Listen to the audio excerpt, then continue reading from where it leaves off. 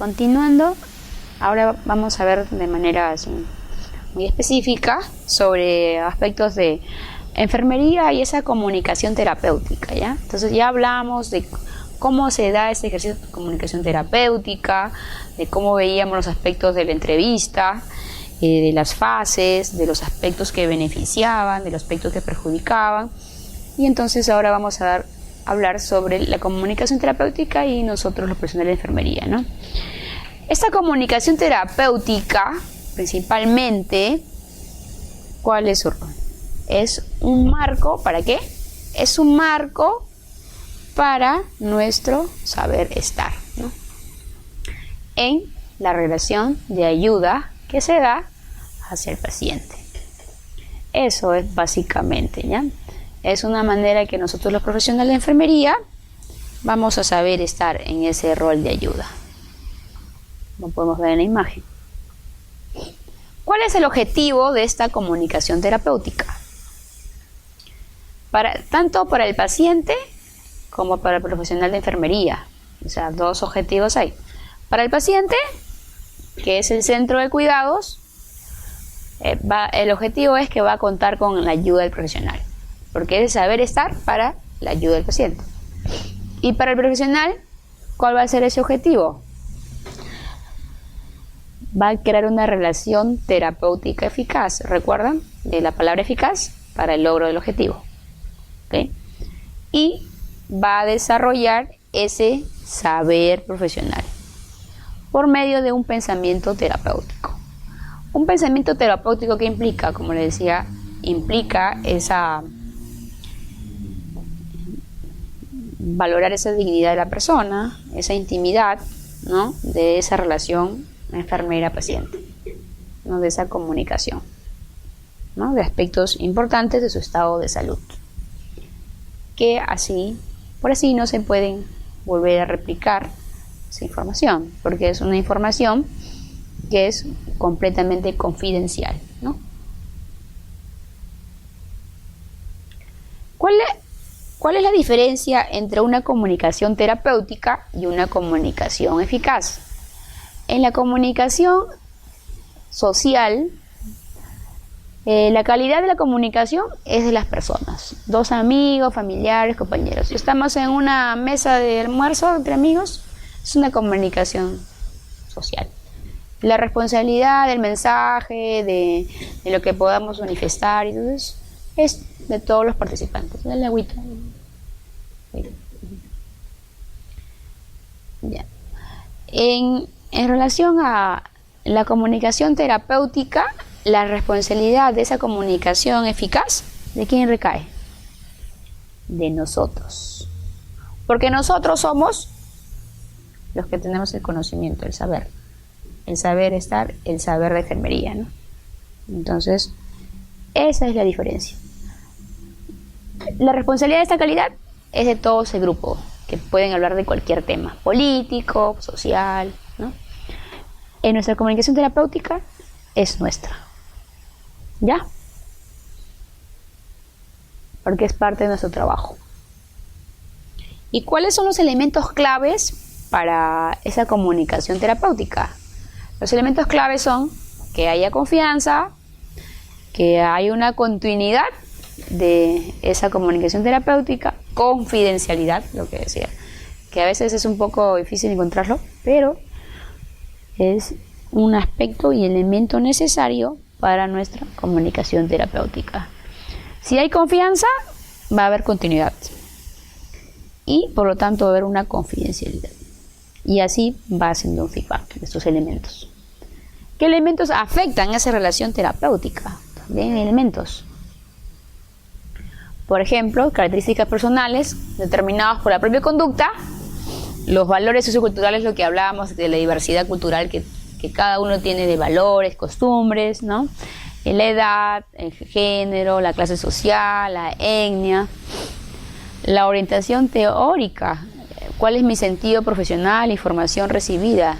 Si mi formación recibida es mucho más rígida y no es flexible, entonces voy a orientar de que mi relación de repente se vea afectada, porque sabíamos que la comunicación y la entrevista es algo flexible y dinámico, ¿recuerdan?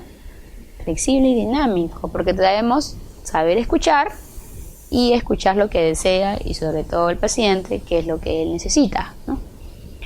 La disposición por la comunicación, verbal, no verbal, la técnica de comunicación. Todos estos son elementos que pueden afectar, ¿no? Pero como conocemos que pueden afectar, nosotros trabajaremos para los aspectos que beneficien y que no sean estos una barrera, ¿no? Para la comunicación terapéutica. ¿Cuáles son las habilidades estratégicas? Que es un punto que voy a enfatizar. Para realizar una comunicación terapéutica eficaz. ¿Cómo es? Recibir de forma adecuada, ¿no? Entonces, recibir de forma adecuada implica varios aspectos, no solamente desde el concepto.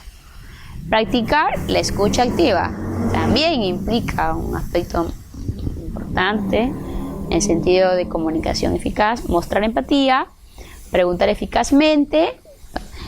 ¿Recuerdan de las preguntas vagas o con sesgos? Por eso es importante esto, preguntar eficazmente. Integrar la información, negociar. Entonces, negociar es el cuidado, ¿no? Y motivar. Entonces, a cada uno vamos a verlo. ¿Qué significa recibir de forma adecuada? Es crear un clima de relación entre el paciente y enfermera. ¿Qué más? Es lo que le decía esto.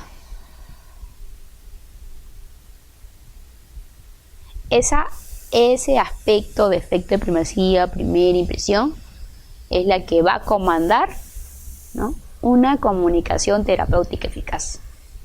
Y eso solo se da en minutos frente a una situación que nosotros tenemos que marcarla que sea positiva. ¿Ya? No se olviden de esto. Nunca va a existir una segunda oportunidad.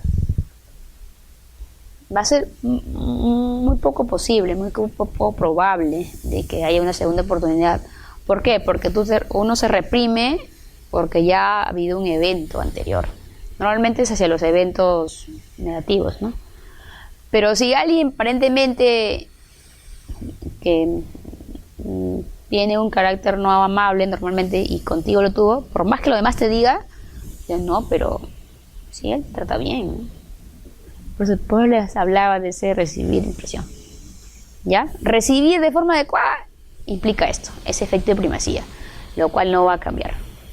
Nosotros no debemos realizar juicios prematuros, cómo viene vestido, cómo habla. Incluso en los negocios se dice que a la persona, que a ninguno puede discriminarlo, porque del que menos espera es el que más compra. Normalmente a veces clasifican, ¿no?, el que viene con Adidas, Nike, no sé si a ese le hacen más caso, ¿no? Pero realmente en los negocios que avanzan, a todos por igual, y el que menos espera es el que más compra. Es una forma, ¿no? ¿Ya? Por eso no hacer estereotipos de que si lo ven mejor vestido es porque sabe más o tiene mejor léxico y me va a entender mejor. De repente el señor vino de su trabajo así vestido, porque vino muy apurado. ¿Ya? Siempre hay una línea psicológica entre el paciente y el enfermero. Nosotros tenemos nuestros aspectos psicológicos, nuestros tipos de necesidades, ellos también, pero hay una línea, ¿no?, porque estamos en una relación y comunicación terapéutica. Por eso siempre llaman eso del problema, siempre déjalo fuera, ¿no?, que es un poco difícil, ¿no?, porque todos somos seres humanos. Pero en el sentido general se trata porque tenemos profesionalidad. A eso es lo que se quiere un cambio. ¿Ya? El profesional nosotros debemos de mayor equidad. Mayor equidad implica darle lo que necesita, ¿no? Ya, si él necesita mucho más tiempo, más apoyo, entonces poder brindarle ese tiempo de apoyo, ¿no? ¿Ok? Hasta ahí, recibir de forma adecuada, ya recordábamos lo de efecto de primacía, ¿no? El segundo, para esa... pero seguimos. Entonces aquí saludamos, como les decía, de manera amable, ¿no? Entonces mantenemos nuestra expresión agradable, invitar a que se ponga cómodo, tome asiento siempre, ¿no? Es un gesto Es un gesto de educación. Ustedes no han ido a los bancos. ¿Qué es lo primero dice? ¿Tú me sientas? ¿En qué le puedo ayudar? ¿Qué le puedo ayudar? ¿Necesita algo más? Entonces, ¿qué tienen ellos de diferente a nosotros? Ellos ven también cientos de personas, ¿no? Se dan cuenta y siguen manteniendo eso, ¿no? Esperar que el paciente hable, si se considera oportuno. También hay que evitar esas pausas, recuerden que les decía. Y siempre hay que mostrar esa disposición de escucharlo. No ven ese tipo de bienvenida que le damos al paciente. ¿Ya? En la primera. En la entrada eficaz. Ahora. Para eso, para que se dé todo eso, todos esos aspectos que sean de calidad y eficaces de esa comunicación terapéutica, hay aspectos y elementos como recursos comunicativos que nos van a ayudar a entender cuál es la proxémica. La proxémica, que está relacionado al espacio, ¿no? O a la distancia de que se debe interactuar. Recordábamos que debe ser entre 90 y 120. No, esa es la proxémica, ¿no? La proximidad, la utilización del espacio. La kinésica, esto, ¿no? Como en mi comunicación, los movimientos, ¿no? De esta comunicación. Tampoco puede ser, ¿no? Oye, sí, hables, ¿no? Tampoco, ¿no? Exagerado. O sea, de manera de lo que quieras expresar. Sí, dígame usted, o sea, depende de cómo movimiento. No todos tenemos el movimiento de las manos, ¿no? De los gestos tampoco, ¿no? Pero tratemos, ¿no? En ese sentido, es la kinésica. Ya los movimientos, la mano, la cabeza. Algunos ya, pues eso, a veces algunos pues, mueven la mano, te centras tanto en su mano. Me ha pasado que me centro tanto en la mano que pienso que está ansioso, ¿no? Por ejemplo, ¿no? Porque nos puede dar también ese tipo de efecto a nosotros, ¿no? Ese tipo de impresión, ¿no? Imagínate. Para el lenguaje, la conducta no verbal expresada por la voz. Como le decía, del paralenguaje, del para no verbal, ¿no? Para el lenguaje. El silencio, ¿no? Ese silencio también. Hay espacios y espacios, tampoco no pausas muy largas, ¿ya? Hay momentos, ¿no? En los cuales de repente en el silencio le permite también discernir la respuesta que él va a dar. Pero no puede ser que se quede callado y todo diga, ya, ok, ¿no? A eso llamo, ¿ya? Entonces esos son recursos comunicativos, es el lenguaje no verbal. Ya veíamos a uno cómo es la entrada efectiva, ¿no? Recibimiento efectivo, ¿no? De recepción efectiva, ¿no? Cómo hacer la distancia, ese efecto de primacía. Yo tengo la oportunidad de más que de caerle bien, de que las cosas se den bien y lograr mi objetivo. Luego de eso, de que ya he logrado eso, de que le haya entrado la entrada, todo, practicar la escucha activa, que es muy difícil, pero necesaria. ¿Ya? Este recurso va a permitir de que nosotros tengamos interés, ¿no? De comprender a la otra persona. El escucharla es un símbolo de que queremos entender y de saber de ellos. Esto también nos da poner en práctica una reactividad baja, que quiere decir tener paciencia. Pero escucha activa no significa de que yo me pare al costado ya, que hable lo que quiera, no. Escucha activa, voy tratando de elucidar de lo que me están informando, pero si hay aspectos también cortas. Pero usted dijo lo otro. También ir encaminándolos. Porque estás tan activo de que el año, por ejemplo, te dicen, ¿no? En el 2005 yo vivía en Iquitos. 2005 ha pasado, ¿no? 3 años. No, entonces no está relacionado de repente a su perfil epidemiológico, ¿no? Entonces, pero en el 2004, entonces solamente un año viví en Iquitos. Entonces, tú puedes, esa escucha activa, te puedes analizar y dices, entonces, señor, ¿en dónde vivía el 2004 y el 2005? Para poder, ¿no? De repente también el señor te da otra información. Pero eso te da la escucha activa, por ejemplo. Porque si no le tomas importancia, tú piensas que te dice cualquier información y ya, ¿no? Pero la escucha activa es estar atento Y además da una relación de confianza y respeto. Y también permite de la que la persona no esté volviendo a repetir todas las veces, ¿no? Lo mismo.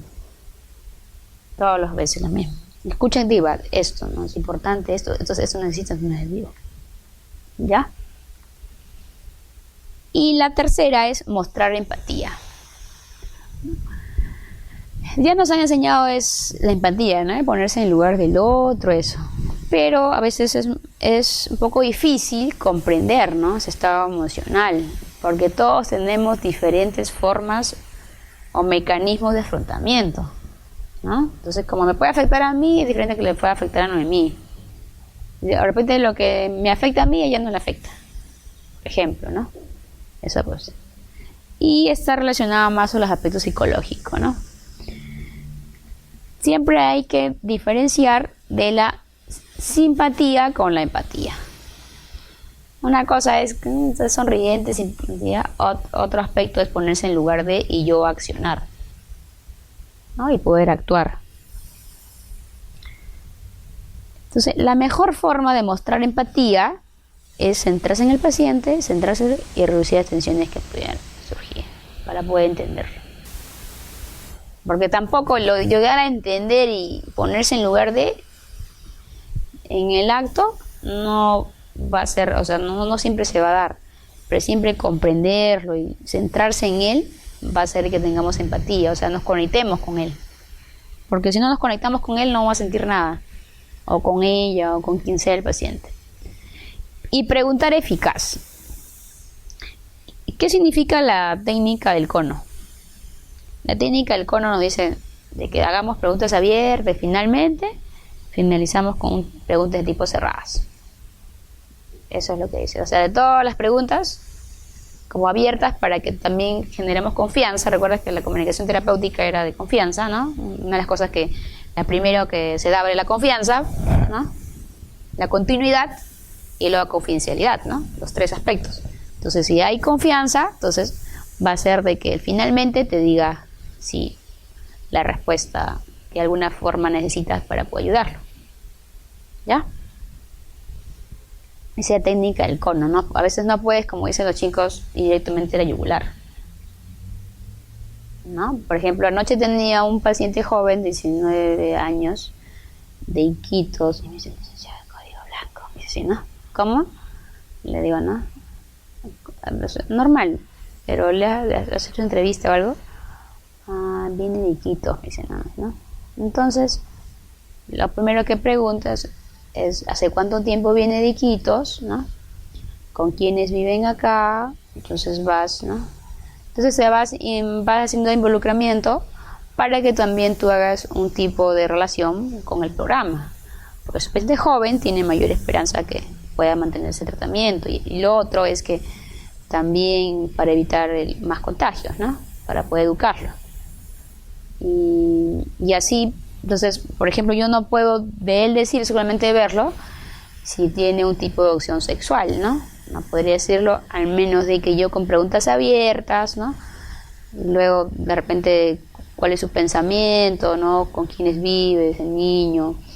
Al final podría recién llegar a eso, o sea, ¿no? A sus opciones sexuales, sus prácticas sexuales, y si es que conoce o no conoce su diagnóstico anterior, porque normalmente los que llegan a la emergencia nunca conocen su diagnóstico.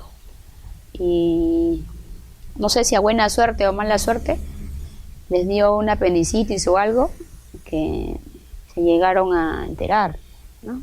La mayoría de jóvenes normalmente pasa por eso cuando llegan a la emergencia, que van a entrar a sala. Y porque por emergencia no se pide consentimiento informado para ese tipo de exámenes.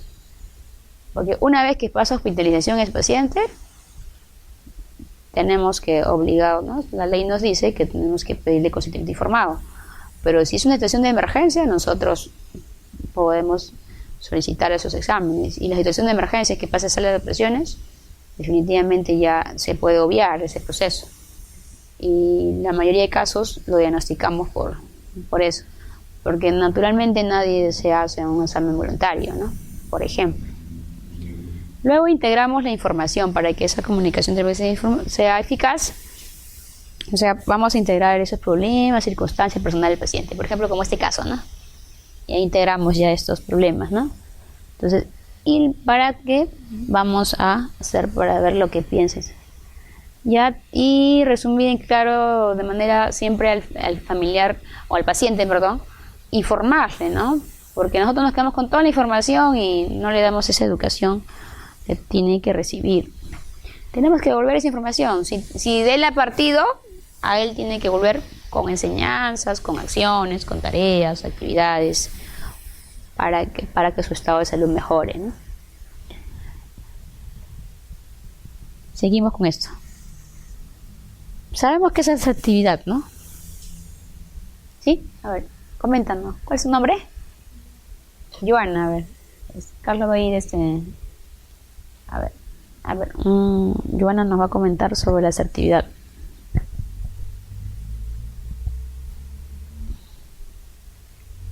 A ver, ¿cuál es la idea de Joana? A ver, asertividad.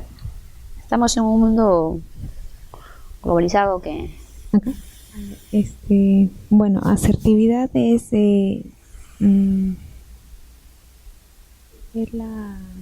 la facilidad para poder expresar. Muy bien, expresar de forma adecuada, en el momento adecuado, con las palabras adecuadas, la persona adecuada. Entonces, lo que quiere decir asertividad es decir lo que tengas que decir, pero en el momento adecuado y la forma adecuada. Entonces, por ejemplo, si es que alguien está con la mano sucia y si quiere comer, no toques eso, por ejemplo, ¿no? Entonces, tener asertividad. ¿Qué tal si te lavas las manos para que si no te puedas, no te puedas dar de una diarrea? ¿No? O no, ya te lavas. Ser asertivo es eso. O sea, decir con palabras adecuadas lo que tienes que expresar. Diferentes formas, pero con asertividad. Entonces, la asertividad como enfermeros nosotros tenemos que tenerla como cualidad, ¿no? La asertividad es inherente. Si no vas a ser asertivo, en silencio es mejor. Y sonreír. Y nada más. Porque a veces también tenemos emociones que nos puedan embargar. Pero tengamos que decir en la forma adecuada que tengamos que decir, en el momento adecuado, que tengamos que decir. No es muy diferente de decir, yo digo las cosas de frente, que es otra cosa. No, las palabras asertivas es eso, ¿no? Poder decir la forma adecuada. Muy bien. Negociar. No se trata de plata, negociar acá, ¿eh? No, se trata de negociar el trabajo en equipo del paciente y enfermera. Que ambos, como si es que yo sé lo que desea él, mi objetivo va a ser a que mejore su estado de salud, por ejemplo, a eso que él desea. Entonces, para eso yo voy a considerar que él posee potencialidades. Y él es el factor que va a mejorar su propio estado, ¿no?, del problema de salud. Y cuando nosotros nos mostramos corresponsables hacia los pacientes, los pacientes nos valoran positivamente. Entonces, si es que hay un compromiso de negociar, o sea, mire, por ejemplo, pasa eso mucho con los pacientes diabéticos, ¿no? Que ellos siempre quieren comer todas sus frutas, carbohidratos y todo eso. Entonces, con ellos podemos negociar, ¿no? Aspectos nutricionales, ¿no? Y su triada, ¿no? Su alimento, cómo va, y empezamos con lo otro, ¿no? Entonces, mira, si mantienes una glucosa de nivel, haces ejercicio y medicamentos, entonces vamos a ver la forma de que podías comer esto, ¿no? Yo siento feliz, porque ellos quieren comer chocolate, ¿no? Pero no. ¿No? Entonces, más todavía es una ansiedad que les da. Por ejemplo, con ellos es riquísimo trabajar esto, esa comunicación terapéutica eficaz. Riquísimo con ellos, porque dices, ¿cómo ellos no pueden comprender de que les hace mal? Y llegan al coma diabético. Llegan. Pero para eso estamos nosotros. ¿Ya? Y si negociamos que esto le va a ayudar a que él mejore, baje de peso, a que su glucosa se mantenga y no tenga que venir con nosotros al hospital y solamente venir un mes. Entonces lo que vamos a hacer es que después de esto, ¿qué es? Motivarlo a que continúe en esa línea, ¿no? Quizás suena un poco largo todo lo que vemos acá en la lámina, pero así como la negociación se da entre los dos, sí, pues es un poco largo, pues lo deja ahí para, en esencia, si Noemí, Joana logran un objetivo con ese paciente, ¿te sientes motivado o no? Y lo quieres replicar en tu familia. Eso es lo que más te da a ti satisfacción, que tu familia tú lo quieres replicar. Pero ya va a ser un poco reacio siempre, tu familia, porque ellos te conocen toda la vida. Solo van a incorrer a ti ya, ¿no? Porque ya... Pero normalmente tu familia todavía te ve como parte de, ¿no? Dentro de sus cómplices. Y no, cuando te vea con un rol recién diferente, van a saber valorar realmente. Por eso es, como dice la frase en casa del herrero, escuchar el palo, ¿no? Pasa eso, ¿no? Pasa eso. Pero nosotros somos entes de salud tanto para la familia, individuo, la comunidad y para todo. ¿Ya? Entonces, en pacientes,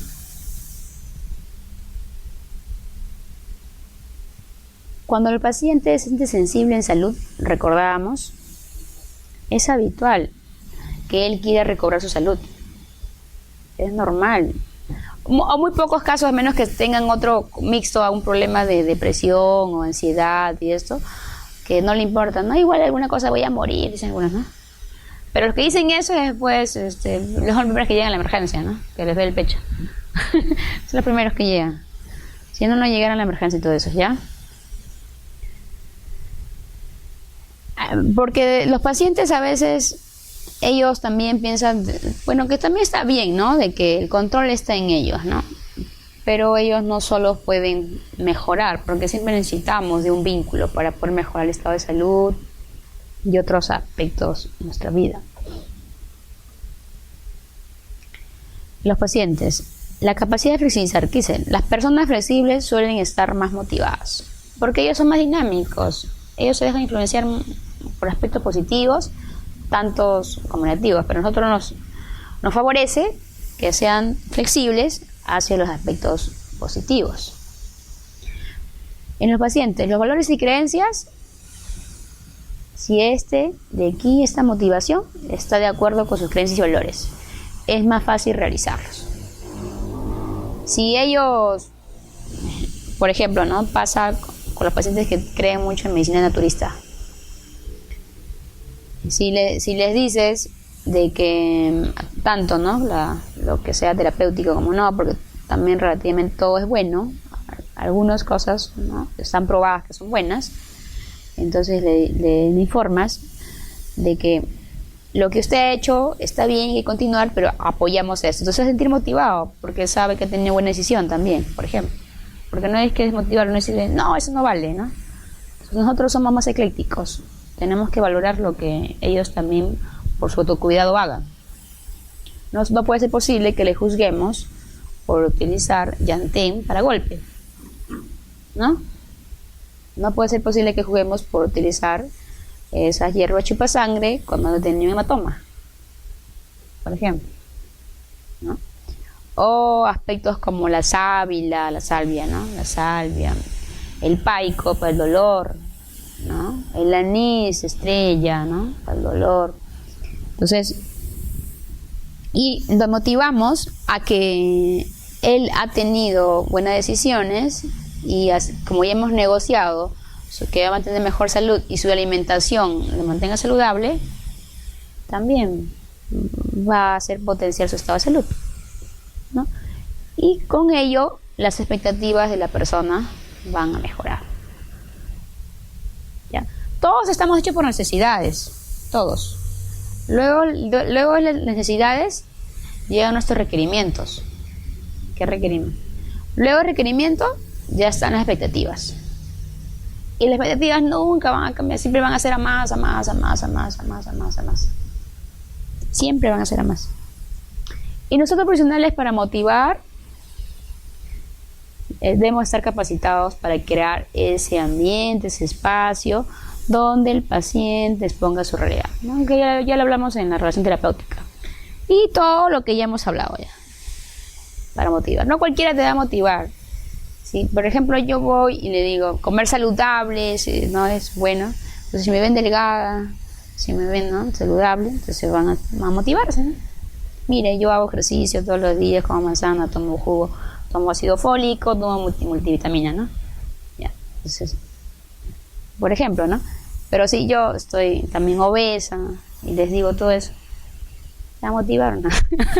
Por ejemplo, ¿no? Por ejemplo, ¿no? Entonces, también tiene relación. ¿Ok? Listo. Eso es en relación a la comunicación.